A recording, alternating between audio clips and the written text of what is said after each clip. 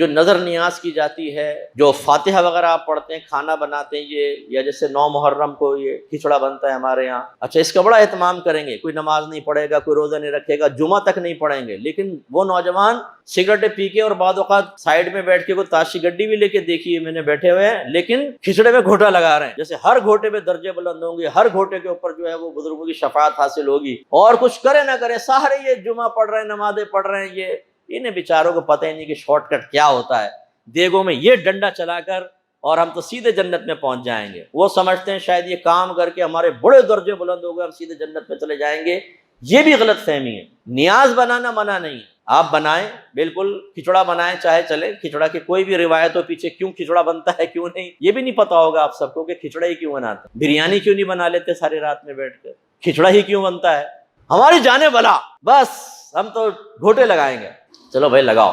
لیکن اچھی نیت کے ساتھ لگاؤ، تو یہ منع نہیں ہے۔ نیت کیا ہونی چاہیے؟ اللہ کے لیے، صرف اللہ کے لیے، اور ثواب بھی کون دے گا؟ اللہ تعالیٰ۔ اور ہماری نیت کو امام حسین یا شہدائے کربلا کا قرب حاصل کرنے کی نہ ہو کہ ہم یہ پکائیں گے تو وہ ہمیں اپنے قریب کر لیں گے، بلکہ اللہ کے قرب کی